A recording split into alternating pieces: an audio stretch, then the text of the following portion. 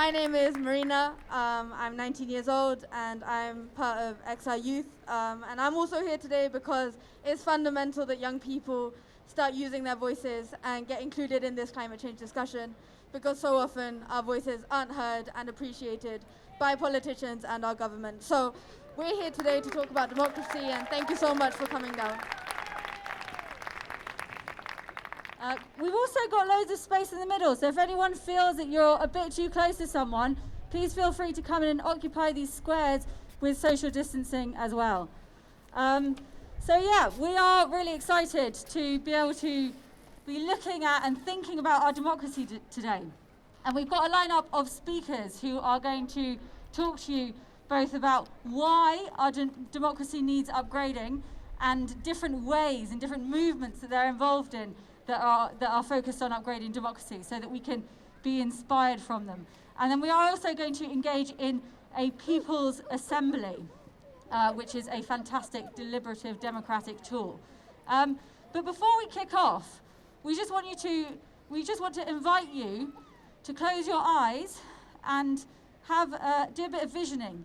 Think about what democracy means to you. So if you're thinking about this, you might think personally what it means to you, or you might think about what it means to you in terms of what it looks like in society. So it's your vision. Think about what democracy means to you. As we've said, this event is just about visioning together, coming up with solutions, thinking about how we can upgrade our democracy and where we can concentrate our efforts. And we are going to be doing it in a People's Assembly format. But I just want to clarify the difference between a People's Assembly and a Citizens' Assembly, because we know that requesting a Citizens' Assembly is Extinction Rebellion's third demand. So Citizens' Assemblies are selected through sortition. So people are randomly selected to represent the population in terms of geographical location, age, gender, ethnicity, education level. And when people are selected to participate in a Citizens' Assembly, they join kind of critical thinking workshops. They hear input and advice and ideas from people on the issue that they're going to be discussing. And then they work together to find a solution.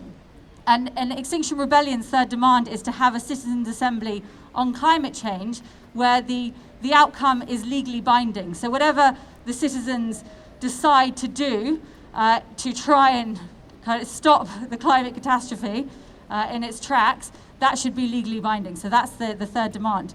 People's assemblies are a very similar form of deliberative democracy, but they are self-selecting.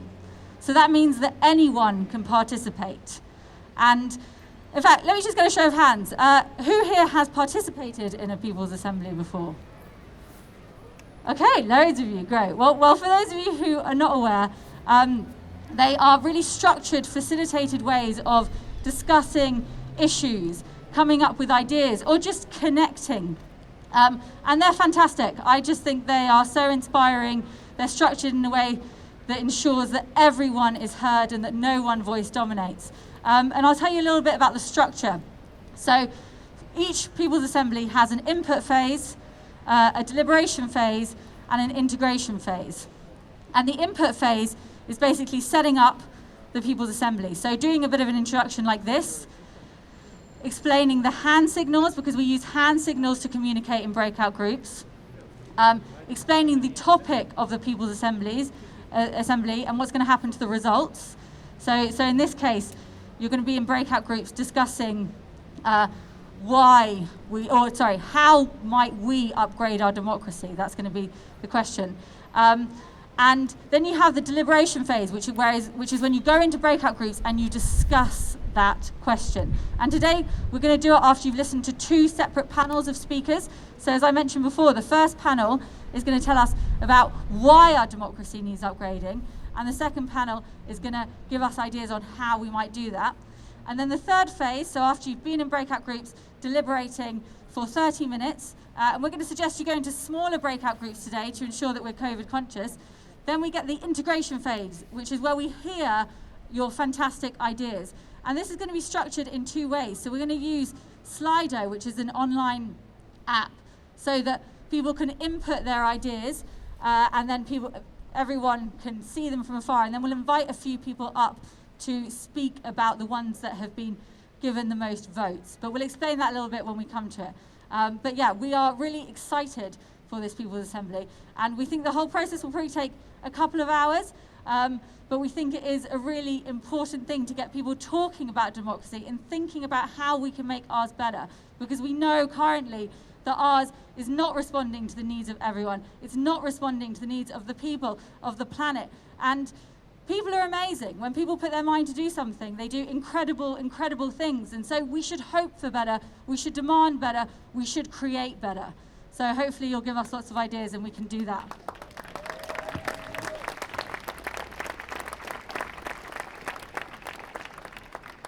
So it's amazing to see so many of you guys out here, and really inspiring, in fact, to think about how we're going to put our minds together to actually think about those solutions that we're fighting for.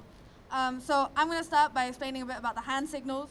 So hand signals are super important communication tools in a People's Assembly, because it means that all voices can get heard, no one dominates, and we don't speak over each other. So I'm now going to outline kind of some of those hand signals. So first of all, to make a point, we go like this, right? So you put up one index finger pointed upwards, right? That's to make a point. Yeah, can everyone? Yep, cool. Now, agreement. So if you agree with what someone's saying, do some wavy hands, you know, because then people are like, yay, like they actually care about what I'm saying, which is wonderful. Now, clarification. If you're kind of confused about what someone's saying, you want a bit more understanding on what's being said, clarification, put a C, yeah? Now, direct point. So we use two fingers, two index fingers pointed upwards is a direct point. Now, a direct point kind of skips this cue, right? So the facilitator will be looking around for fingers, for points, right? And then direct points will mean that they will get priority. Now, don't abuse that power. It's super important that if you've got just a point that can wait, we need to make sure that we're not taking up too much space when we're talking. So yeah, direct point if you've got a direct point. Now, also we have, let me just make sure I'm not skipping anything, a technical point. So if you have kind of something that you want to kind of, like let me just read it. So this is used for technical information, so for example, breaks or timings. Now, to round up a discussion, so you create a circle with both hands. You do this kind of after 2 minutes to make sure that those who are more comfortable speaking don't go on. And remember, like, we want to have radical inclusivity in this space. Now, to speak up, so if you can't quite hear what someone's saying, please go like this with your hands, because it means that, like, yeah, to get people to speak up. Now, final one is temperature check. So we jiggle our fingers at a level that corresponds with the feeling. So, for example, if you really agree with what someone's saying and we say like temperature check and you say yes, then up. If you're like no, maybe not that, then down, right? So you use your fingers to correspond with what you're feeling. So this can be used to quickly check the feelings of the group and to decide on what your 3 top ideas are when it comes to summarizing your group's deliberation process. So yeah.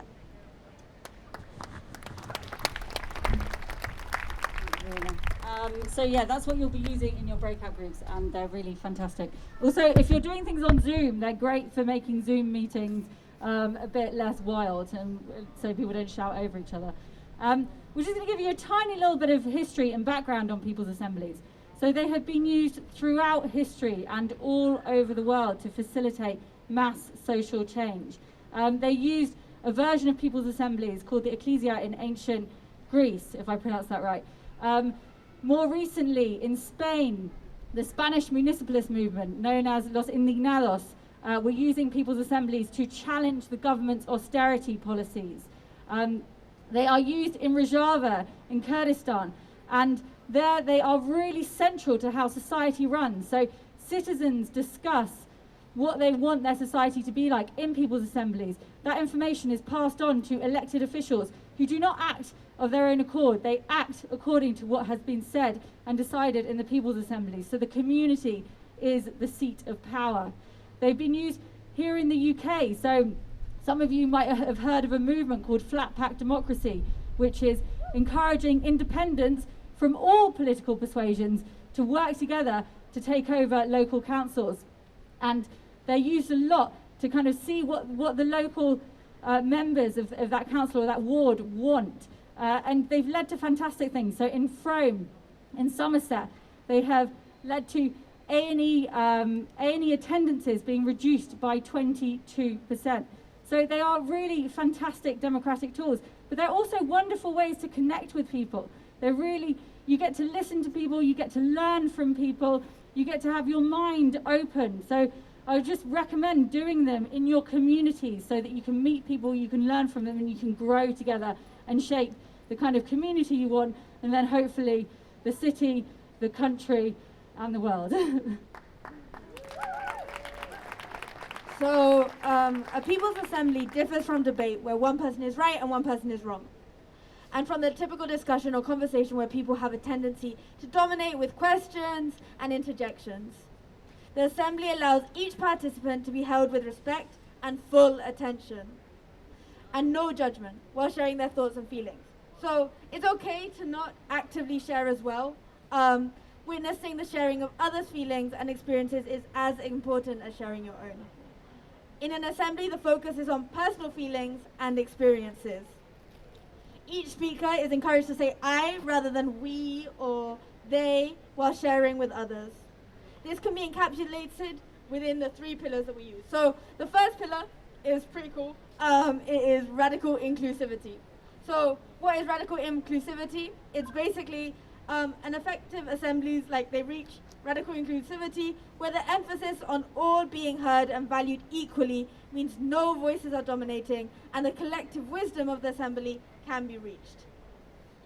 People can participate safely and openly without fear of judgment or ridicule. For those who often speak up in situations like this, think, wait, why am I speaking? Why am I talking? Try to say only what is needed and don't take up too much space. Before we start a people's assembly, we like to read out this inclusivity statement, okay? So, we value all voices equally in the assembly, as the aim is to hear the wisdom of the crowd gathered here and not to have the assembly dominated by individual voices or groups. We recognize that confident speakers are not always right, and that those who are not confident speakers will often have the most useful ideas or opinions to put into the discussion. This is why we value all voices equally, and we ask you to do the same. We do not tolerate any calling out, abuse, or shaming. We welcome all people, but not all behaviors. Pretty cool, right? So our second pillar is active listening. It's easy to start thinking about what you're going to say next when people are talking, but we want to kind of try and persuade people to actively listen. It's focusing on hearing someone all the way through before developing your response. Listening is to learn, not listening to reply, right? So that's super important, and it makes people also feel a lot more heard and confident when they're talking. So our third pillar is trust, and I'm gonna flip the page. But yeah, so we need to trust the process, facilitators, and other participants. This is not a perfect system. It is only effective if we all trust the intentions of the people in the room. If we work in humility and accept that our ideas may not be the best ideas, and we work towards the best decision for everyone. So, yeah. So thank you. They are all about collaboration and working together, which is something that our society doesn't really encourage. We have a culture that really encourages individualism, but actually this is it's quite a radical way of being, but it shouldn't be a radical way of being. It should be the norm. So hopefully we can take it and make it the norm. This People's Assembly has been organised by the Citizens Assembly Working Group with XR. I know it's confusing, People's Assemblies and Citizens Assemblies, but hopefully you'll get used to it. And the ideas will be going on the Citizens Assembly website, the Facebook page, and hopefully the speakers who you hear today will take them back to their respective organisations. So what you all share in this assembly, and what you tell us after will be going somewhere, and we'll be using it to try and shape things for the better. So, as mentioned before, 2 panels of speakers. And the first panel are going to be talking about the problems with our democracy. So thinking about why it needs upgrading. And after that, we're going to ask you to get into little breakout groups of 3 or 4 with social distancing. And we'll ask you to introduce yourselves to those who are near you. Share your reflections on what you've heard from the first 2 speakers, and maybe share your thoughts on why our democracy needs upgrading.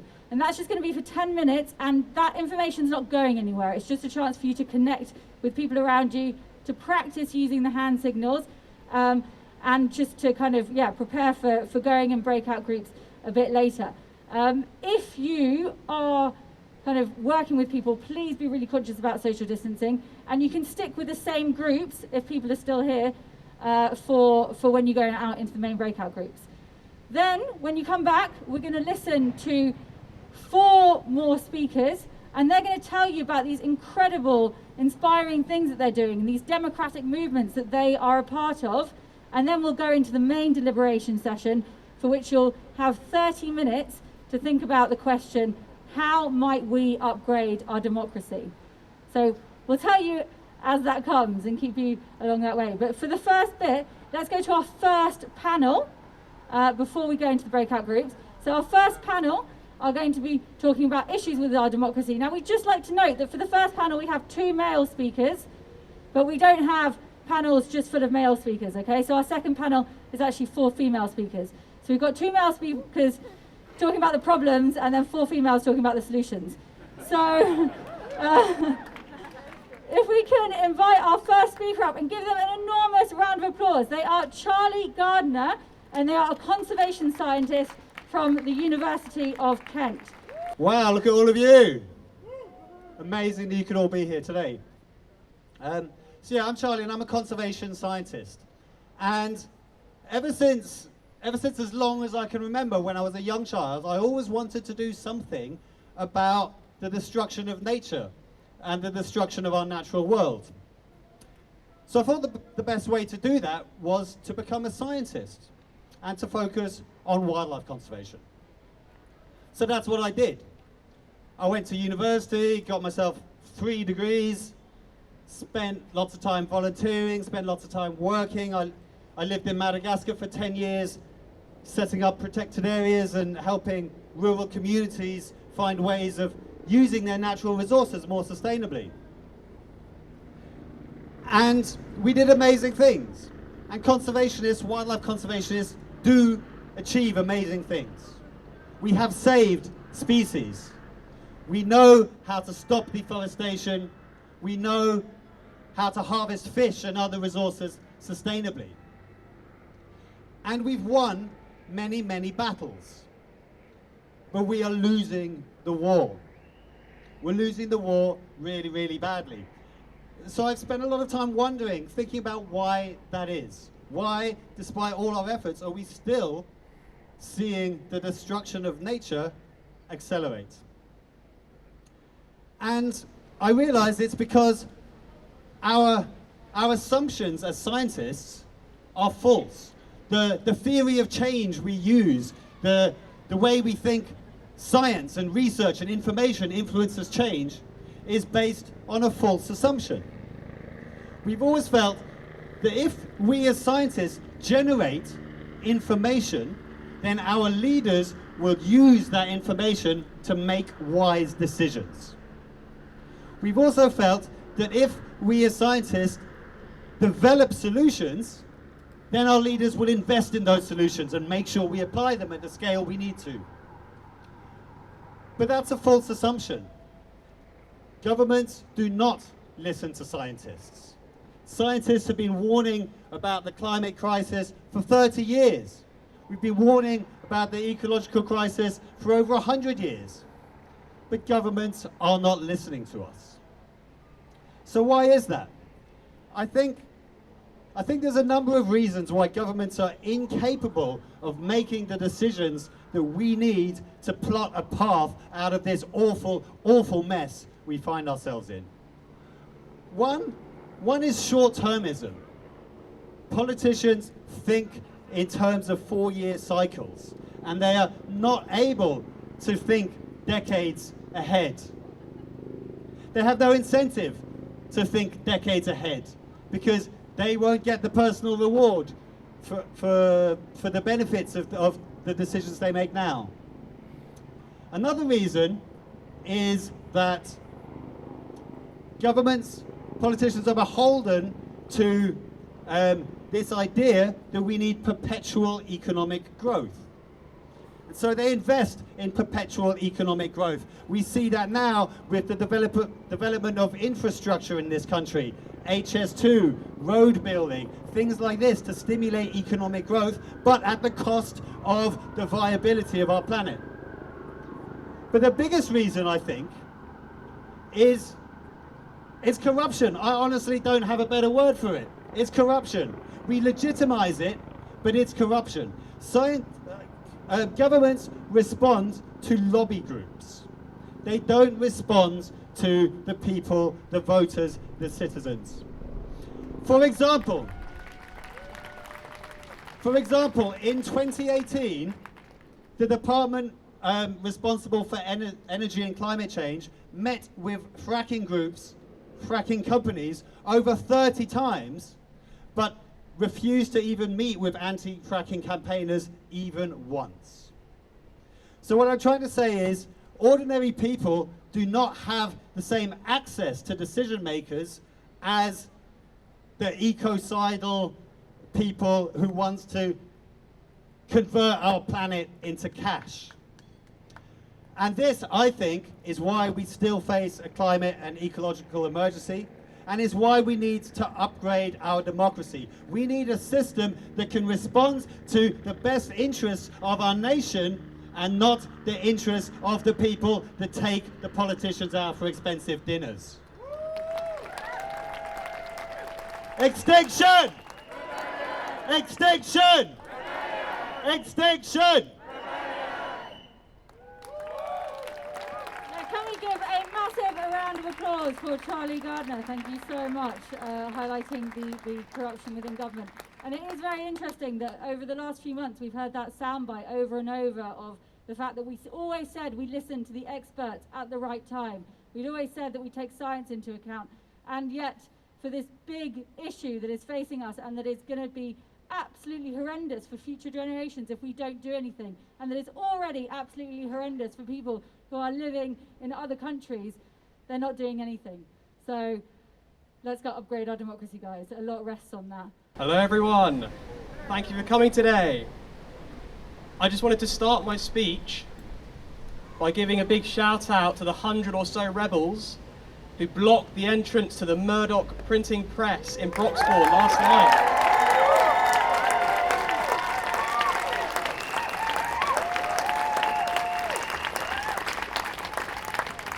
If you haven't seen the pictures, I suggest you go take a look, because the tripod they used... Is this better? Brilliant. If you haven't seen the pictures, I suggest you take a look. The tripod they used, I've never seen anything like it. It is ridiculously complex. It's probably still there. So, the thing I wanted to talk about today was climate justice. And I wanted to talk about the climate crisis and the fact that it is inseparable from the political and economic systems that we have here today across the world. But I wanted to just briefly sum up all I say, because I might not get to the end of my speech, it's a bit long. So to sum up, I just wanted to say that I've been chronically ill for a long period of my youth, and I've been partially disabled, and all of that was just suffering.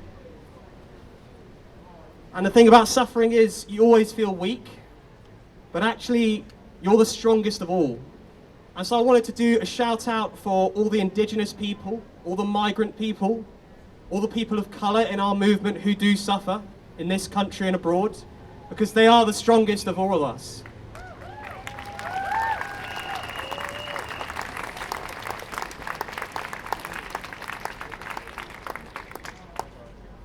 So we are not all equally responsible for climate change. The top richest 1% of the world are responsible for over half of all global emissions, and the bottom, poorest half of the world are responsible for less than 1% of all emissions. And the impacts from climate change fall overwhelmingly on the global south.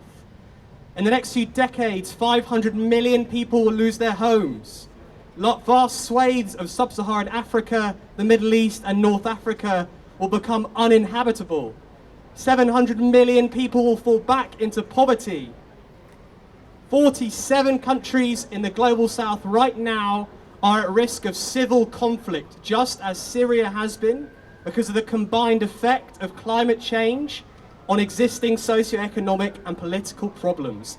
Climate change is the largest attack on the global poor by the wealthy in human history. But climate change is just the latest result of a system that we've had for centuries, and it's important to understand that. So to tell you that story, I'm going to briefly talk about colonialism in the Congo.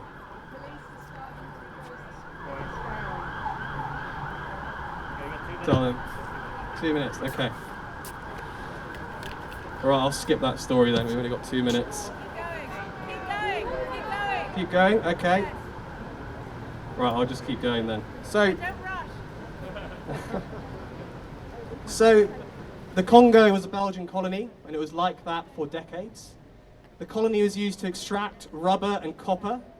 Quotas were put on every single African person in the Congo. They had to produce these raw materials for the colonizers. And if they didn't, their hands would be chopped off, or their ears, or their legs, or they'd be tortured, or their families taken hostage. And in order to make plantations to produce these raw materials, there was deforestation on a huge scale that has not been recovered from even today. The population of the Congo was reduced by half. More people died there under colonialism than from the Holocaust. So here we have the seeds of the system we have today, where the exploitation of people and the exploitation of planet are driven one and the same. And the systems have not fundamentally changed. Today, every year, in net terms, more than $2 trillion flows from global south to global north every year, and that's in net terms. That means that's 2 trillion more than any aid or any remittances that go the other way. And most of this happens in the extractive industries, mining and agribusiness. Those industries generate 50% of global emissions and are responsible for 80% of biodiversity loss. Out of the 200 biggest economic entities in the world today, over 150 are corporations. Climate change is a product of this system, and we've had it for over 500 years. These are systems through which our governments and corporations have taken power away from the people. So we need radical democracy to put that power back where it belongs, in the people.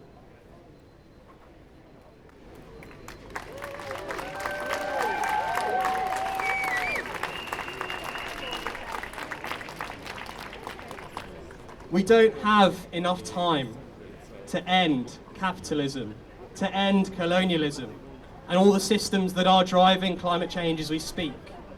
But citizens' assemblies can be powerful in this fight. They can put in reforms that sign the death knell for these systems. They can prosecute the people that have committed climate crimes and that have stolen trillions from the global south. They could redistribute the stolen profits to a green transition, to a program of reparations. But citizen assemblies are not the silver bullet. The outcomes of citizen assemblies depend on the will and the economic and political elites in order to carry it out. So we need radical, nimble and democratic trade unions. We need strong local community assemblies. We need strong cooperatives rather than corporations. Some people think we need to throw all our weight behind citizen assemblies, but we need to build up our power independently. That's the only thing that can ensure that the outcomes of citizens' assemblies are made truly binding. And I just want to end with, why do companies react so strongly when the global system of nations and laws and the media are all so much in their favour? And I want to tell you that it's because they fear us. It's because they fear us because they know that we can change all of that in a few years. At this point, we have to realise we are at this absolutely seminal point in history. Hundreds of years of colonialism and exploitation and consumerism and capitalism and environmental murder can be wiped out in a generation if we want it. And we absolutely do. Thank you very much. I just wanted to say really quickly, as you guys can see, there are police here. And I just wanted to say that in light of what Cameron was saying, it's like we are here right now because our government isn't listening to us. We are here right now because they're not listening to our voices, to voices of marginalized communities, and to the voices of young people. We cannot let anyone silence us, and we will not sell our futures in the name of economic goals and prosperity. Please, guys, just remember why you're here, and don't stop fighting, because this is our futures that we're fighting. So I'm here to just talk a little bit about why citizen assemblies and why deliberation in general is a really good way to do things. Now, if you've been experiencing it over the past sort of few minutes, you'll also know even in this slightly, chaotic way that we're making it work, and it actually is a better way to make decisions and more inclusive, more interesting. We all learn stuff together, more collective, more collaborative. So I work for an organisation called Compass, and last year I spent a year designing a citizens' assembly for democracy, which would work at a national level. So the idea would be that, a bit like they've done in Ireland and Canada and Iceland, that you would get a group of people together who are representative of the UK population, who would deliberate on democratic systems. So this was called Citizens' Convention on UK Democracy. You can find out more about it online. But the idea behind this was really that we wanted to show rather than tell a different way of doing politics. So there's lots of ways in which deliberation can be demonstrative. So we're trying to show people and give people the experience of a different way of making decisions. So what does deliberation need? Well, it needs 5 things for me. Firstly, it needs time. It does take time. It can be a slow, actually sort of a groany process, not always easy to get through. It can be kind of quite boring and tedious at times. And I facilitated quite a few citizen assemblies, some of which were on the climate. And really, you have to get down deep into the detail, and people want to do that in order to make better decisions. The second thing is you need the information. So you need this input phase, as was talked about earlier, and people need to have access to information, which is accurate, it's up to date, and it's presented in an accessible way. Thirdly, you need good facilitation. And I think we've shown, today it's been brilliantly facilitated, even middle of here in Trafalgar Square. You can show that actually really good facilitation is key to this. Fourthly, you need a clear remit. So a citizen assembly needs to come together for a reason. It needs to be looking at a very specific problem, and that problem needs edges. So it's no good to say something like, what do we do about all of this mess? It has to be looking at something quite specific, and I think that's quite an important point. So it needs a clear remit. And finally, it needs access to power. So deliberation is interesting as a process, and as an experience it can be transformative and educative, but it really needs a path to power. So whether that power is through our national or local state, because they have convened a citizen assembly, or whether it is through citizens themselves who try to gain a clear mandate and a clear direction of travel, as we're kind of doing today, is hearing from a lot of different people and then charting a way forward. So what's good about it? I mean, the obvious points is that it requires a lot more time and patience, and therefore a lot more access for lots of different people to engage in it. So a lot of times debate, especially if it's some sort of political debate, can be quite off-putting to people. They feel it's intimidating. It's often conducted in a very divisive, fiery, combative way. The idea of deliberation is that it's, as was said at the beginning, radically inclusive. It often can be more nuanced, it can be more thoughtful, and also I think this is the biggest reason for me. It helps build democratic faith. So what I mean by that is not just faith in the systems of democracy, it means faith in each other and in your own capacity to deliberate. So as an experience, you hear a lot of people. There was a really powerful documentary called One Citizens Assembly made about the Irish Citizens Assembly model. And one woman on there said, and this was always stuck with me, she said, when I came to the Citizens Assembly, I thought, no one has ever asked me what I thought about this. I'm not an expert, I have no idea. And I thought we were all sitting around the table thinking the exact same thing. By the end of the process, she not only had a lot of belief in her own capacities to sort of take on information, to rationalise, and to move forward with the decision, but, and I think this is crucial, she had belief in other people's capacity. So, we live in a country which is also quite divided in terms of politics, and I think deliberation shows a way forward for people to meet each other as individuals and see, actually, you're doing this in good faith, you have a lot of good experience, and you're really trying to make the best of this situation, and I think that's really powerful. So the final thing to say is that I think deliberation is important because also people learn things. Like, this is something that's often forgotten. It's not just about also people having their voices heard. It's about people actually learning things, and I've learned a lot as being a facilitator in these debates as well. So we all need to learn more about not only the what we need to change, how we address the climate and ecological emergency, but how we actually do it. And we're not used to building that muscle. We're not used to practicing good deliberation and good democracy. So what I often say is it's democracy under good conditions. We're seeing that here today, and we want to advocate for more of it in different spaces, in different places across this country and across the world. Thanks very much, and thanks for being part of it. My name's Marijn. I'm from the Citizens Assembly Working Group with Extinction Rebellion UK. And first of all, I want to say that for us as a working group, it's really, really exciting to have so many people here, because we have been a small working group. We're all very lovely, but we're not very much in the spotlight, and people haven't listened to us that much, but slowly but surely people are listening to us, and it's really exciting, and thank you for being here. I think mostly the third demand of Extinction Rebellion is kind of what we call the underdog demand, because everybody understands demand one, tell the truth. You know, yes, tell the truth about the climate ecological emergency and how bad it really is. The second demand is, you know, net zero carbon emissions by 2025 and halting the extinction of species. It's fairly straightforward.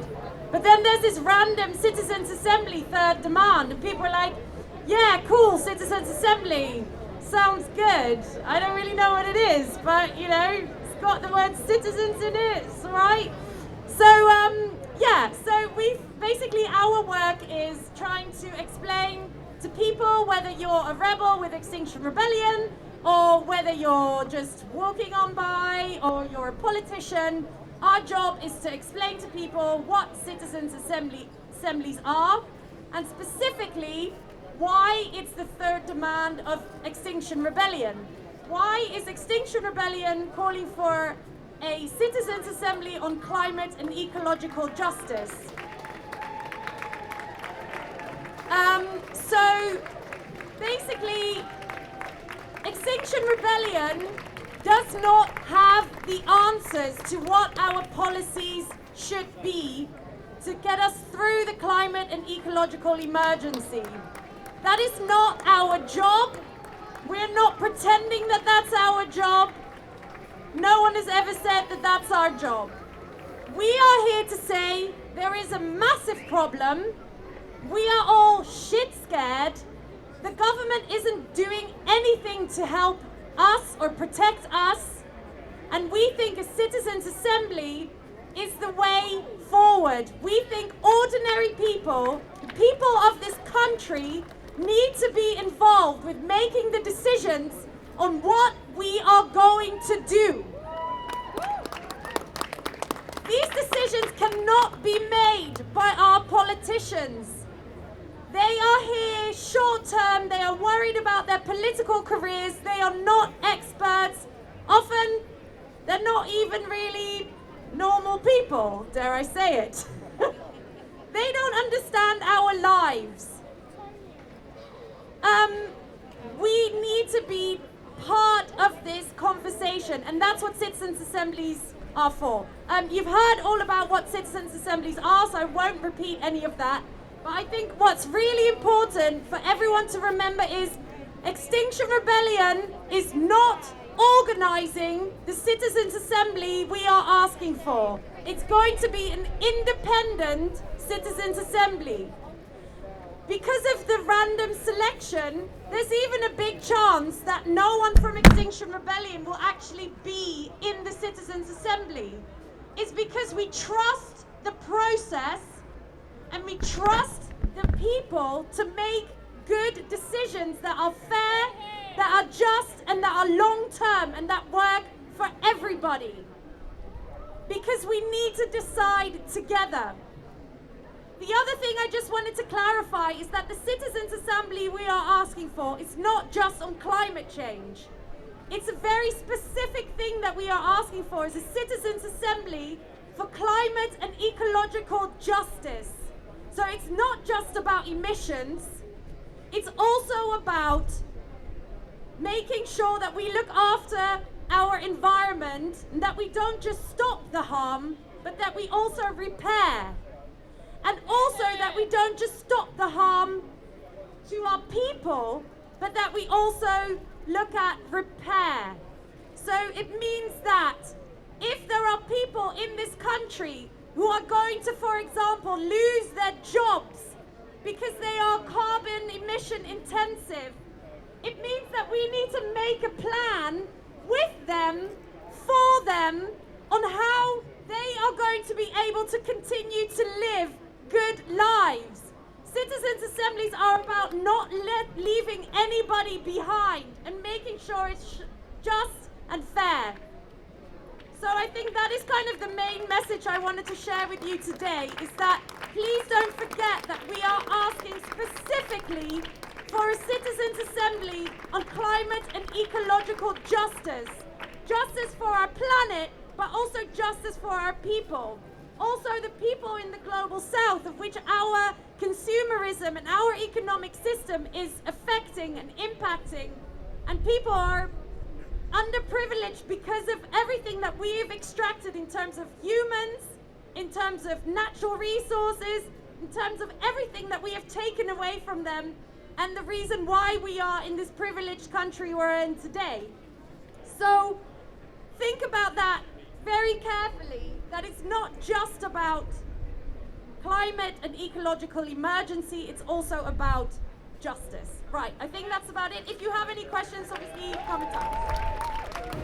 So I'm Alex, and I'm from a group called Trust the People. It's a new democracy project. It's a grassroots democracy project. And Trust the People is essentially a 5-week free online community organising course. It's trying to address that how. Let me just take this off so you can hear me. Trust the People is a 5-week free community organising course for anyone, anywhere to participate in. It's online, of course, and it's really about addressing that how. How do we upgrade our democracy? We ran the first programme this summer, and we had over 500 people take part in one of the workshops, which was a pretty amazing start, actually. Like this. Okay. And it's called Trust the People because that's what we believe.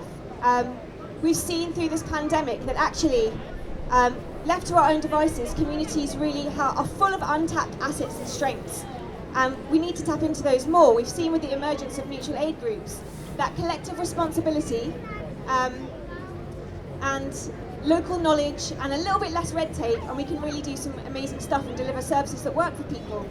The course itself starts really from the individual perspective. It takes people through a series of workshops, starting with things like deep listening, handling conflict, how we relate to each other, and then moves into mapping out our communities so we understand the assets and the knowledge that's around us before progressing into helping people organise community and neighbourhood assemblies. And it's been like an amazing start for the project. One of the other ways that we're going to support people to move through the project is to align with other campaigns, movements and organisations that are trying to achieve the same objectives. We can't do this on our own. We're not trying to crowd out the space. We don't have all the answers. Democracy is about all of us. And democracy isn't just about making decisions. It's about the feeling of having some agency again, of having a way to influence the decisions that are happening around you. So that's what we're trying to create a space for, because we can't just do it in a crisis. It has to be as a matter of course. There's a lot more uncertainty to come. So we're hoping that our course can provide some of the answers. So we're teaming up with other organisations. I also run a network called Be More Pirate, of which one of the key principles is to redistribute power. So I know that there are tons of other people out there doing things like this who are trying to deliver solutions for people. So we want to not just crowd out the space and steal people's attention. We want to work together strategically because we are all different parts of the puzzle. One of the campaigns that Trust the People are working with really closely, and Naira mentioned it at the beginning, but we're working with Flat Pack Democracy, which is an amazing movement to help people reclaim local councils. It's a secret weapon of democracy that is going to be launching a national campaign from next week into May, when there are loads of council elections happening around the UK.